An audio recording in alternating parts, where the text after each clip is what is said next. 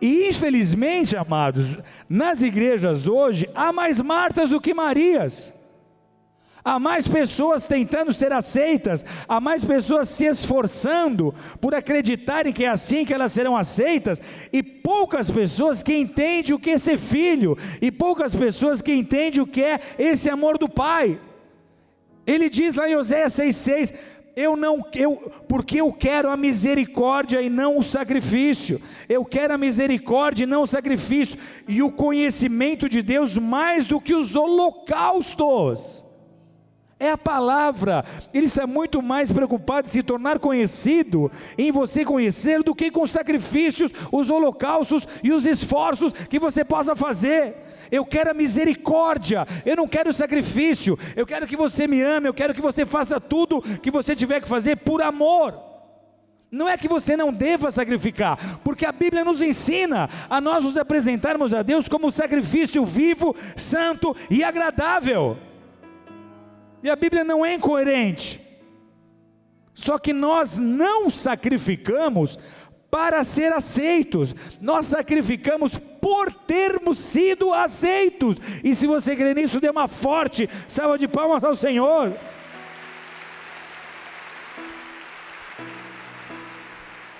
Eu sacrifico, sim, mas é uma resposta de amor, não é uma resposta religiosa, porque o amo, e porque eu amo, nada vai ser difícil, nada vai ser pesado demais. O que Ele me pedir eu vou fazer, porque Ele me amou primeiro, porque eu amo, eu não vou desistir dEle jamais, porque Ele jamais desistiu de mim. É uma resposta de amor, é uma relação de amor. Só que aí nós temos Maria, e o que Maria escolheu? Ela escolheu o conhecimento de Deus. Lucas 10:42, Maria escolheu a boa parte, repete comigo, a boa parte, a qual não lhe será tirada. Maria, igreja, percebeu que particularmente, só ela e ele ali, ela ia aprender de Jesus riquezas profundas, que os reis e os profetas quiseram ouvir, mas não ouviram. Que os reis e profetas quiseram ouvir, mas não tiveram essa oportunidade que ela teve. Lucas 10:23-24 diz assim: voltando-se para os seus discípulos, disse-lhes particularmente: bem-aventurados os olhos que veem as coisas que vocês veem. Ele está dizendo para os discípulos, para os 12, vocês são muito bem-aventurados, porque vocês veem coisas aqui quando nós estamos a sós, que os outros nunca vão ver. E aí ele diz: eu vos afirmo que muitos profetas e reis quiseram ver o que vocês veem e não viram, e quiseram ouvir o que vocês ouvem e não ouviram. Maria, amados, compreendeu que o amor de Deus em carne estava ali diante dela.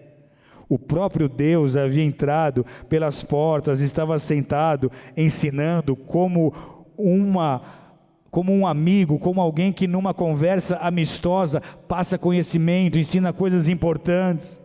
Ela entendeu tudo. Ele é o Criador, Ele é o Criador do universo, Ele é a expressão visível de um Deus invisível, e Ele está aqui diante de mim.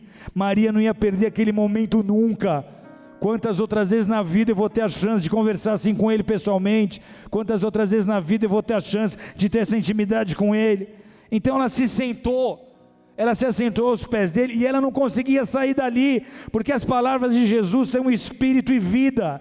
E quando você é alguém que cresce nesse nível de relacionamento com Deus, você também não consegue mais sair da presença dele. Você vai gastar horas com a sua Bíblia, você vai gastar horas em oração, porque não vai ser mais aquele exercício espiritual enfadonho, mas vai ser Jesus falando e você ouvindo, você falando e ele respondendo. Vai ser maravilhoso, vai ser como rios de águas vivas fluindo do seu interior.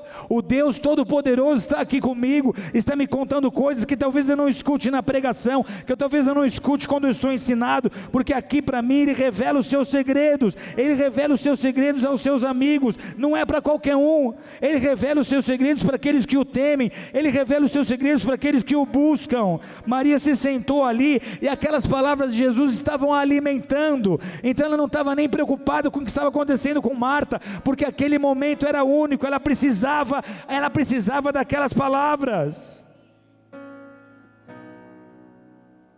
Marta conhecia a palavra, Marta tinha a pregação, Marta tinha o ensino, mas ela não criou intimidade com aquele que ensinava.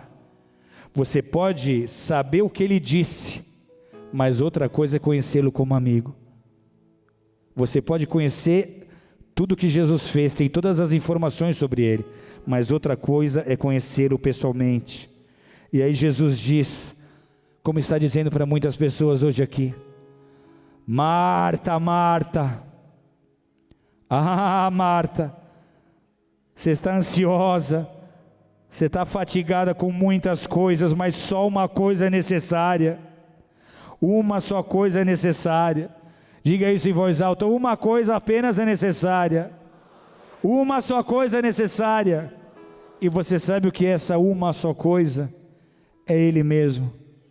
Uma coisa só é necessária, Marta, uma coisa só é necessária: que você esteja em minha presença, aprendendo de mim, ouvindo de mim. O que você precisa é de mim mesmo, só que não é por mérito, é por fé. O nome disso é graça, é imerecido mesmo, porque Ele te chamou quando você ainda era pecador, e ainda que você hoje não se ache merecedor, olha o que a palavra de Deus diz, Isaías 1,18: ainda que os vossos pecados sejam como a escarlata, eles se tornarão brancos como a neve, ainda que sejam vermelhos como o carmesim, se tornarão como a branca lã.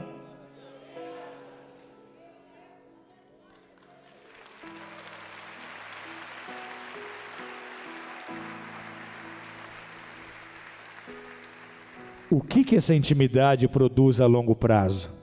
Qual é o efeito dessa intimidade na vida daquele que a constrói? Betânia foi uma cidade especial para Jesus. Por quê? Ela era só um vilarejo, como já disse, sem expressão cultural, sem expressão religiosa, sem expressão social. Aos olhos dos homens ela não significava nada. Mas por que Betânia foi escolhida por Jesus para realizar tão grandes feitos como a própria ressurreição de Lázaro? Por que Jesus, quando foi ascender aos céus, Ele levou os discípulos até Betânia? Quando Jesus subiu aos céus, Ele estava nessa pequena cidade. Pela lógica, o lugar certo era Jerusalém, porque lá se encontrava o templo, lá se encontrava o lugar de oração, o local de ação de graças. Por que não Jerusalém? Por que Betânia?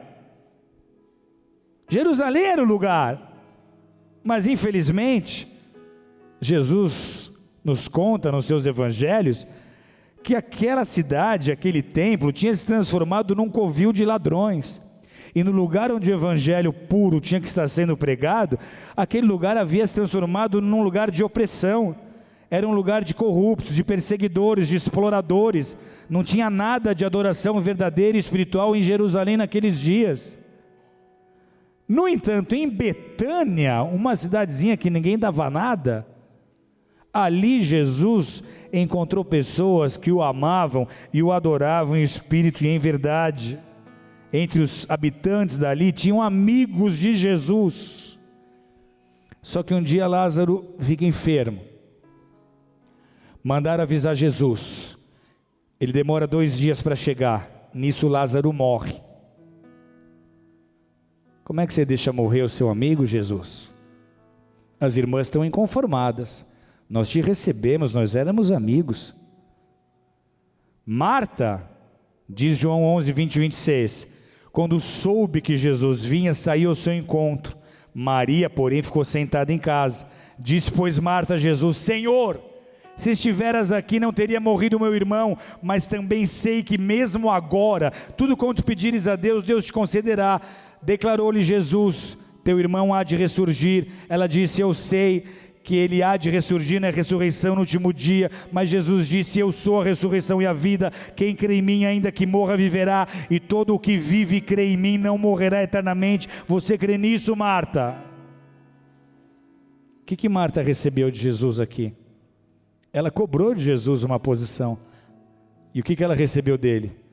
Um ensinamento sobre a ressurreição. Só que aí Jesus manda chamar Maria. Não foi Maria que foi de encontro a ele, porque ela tinha intimidade. Ele manda chamar Maria, e quando chega aquela que havia escolhido a melhor parte, ela diz as mesmas coisas que Marta. A frase é a mesma: Senhor, se estiveras aqui, meu irmão não teria morrido. Só que aí olha a diferença. Jesus, vendo a chorar, agitou-se no espírito e se comoveu, e perguntou: onde o sepultaste? Eles lhe responderam: Senhor, vem e vê. E aí Jesus chorou. Você entende o que a intimidade faz? Quando você não tem intimidade, você vai ter um ensino, você vai ter a pregação, você vai ter o alimento para a tua mente. Mas quando você tem intimidade, você toca o coração de Deus, você entra na mente de Deus, Ele se compadece de você. Jesus se comoveu e se agitou no espírito, e Ele chorou com ela. Marta conseguiu arrancar de Jesus um ensino sobre a ressurreição. Maria tocou o coração de Jesus e arrancou dele a ressurreição de Lázaro. Quem vai aplaudir forte a Jesus por isso?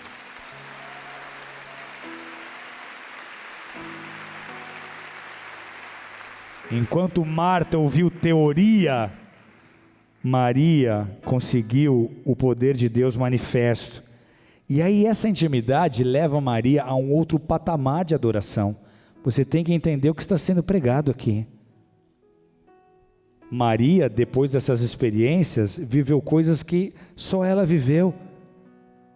João 12:1-3 diz assim: 6 dias antes da Páscoa, Jesus foi para Betânia, depois de Lázaro ter ressuscitado.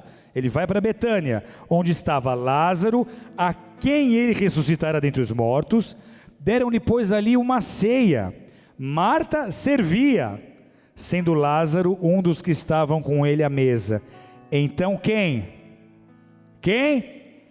Então Maria, tomando uma libra de bálsamo de nardo puro, muito precioso, ungiu os pés de Jesus, os enxugou com os seus cabelos, e encheu-se toda a casa com o perfume do bálsamo. Olha o nível de intimidade que Maria entrou. Marta continuava servindo. Talvez você passe a sua vida servindo sem conhecê-lo. Talvez você passe a sua vida na terra servindo sem entrar uma vez sequer na sala do trono. Marta continuava servindo, mas Maria ungiu os pés de Jesus com um nardo puro de grande preço e os enxugou com os próprios cabelos. E o que nós vemos aqui? Agora nós vemos Maria sacrificando, mas não era um sacrifício para ser aceita, era um sacrifício de adoração, era um sacrifício de amor, era um puro ato de adoração, e não foi um sacrifício qualquer. Esse perfume valia 300 denários, isso é o equivalente a 30 mil reais nos dias de hoje. Talvez fosse tudo que ela tinha de mais valioso, mas ela quebra esse alabastro, ela derrama esse perfume nos pés de Jesus para ungí-lo em adoração profunda, verdadeira e espiritual, porque pouco é necessário, ou mesmo uma coisa só. Jesus não censurou Marta por ela fazer comida, lavar louça e cuidar da casa, porque se ele o fizesse, ele estaria indo contra a própria palavra que nos ensina a ser diligente em tudo que nós fazemos. Não era esse o ponto, mas ele exortou Marta a priorizar o mais importante, a presença dEle, a intimidade com Ele. Porque se ela não tivesse a intimidade e a presença, do que ia adiantar o muito fazer? E quantas pessoas hoje estão arrebentadas espiritualmente, esgotadas, porque tem feito muito, tem feito bastante. Quantas pessoas hoje correndo atrás de seus sonhos, trabalhando demais, dormindo tarde, acordando cedo, sacrificando a comunhão com os filhos, se dedicando para ver muitas coisas acontecendo. Mas Jesus está dizendo: só uma coisa é importante, pouco é necessário, uma coisa só. Marta não foi censurada por trabalhar, mas por não priorizar a presença dEle, por deixar que outras coisas tomassem o seu coração. Ele era o primeiro amor de Maria, mas ele não era o primeiro amor de Marta.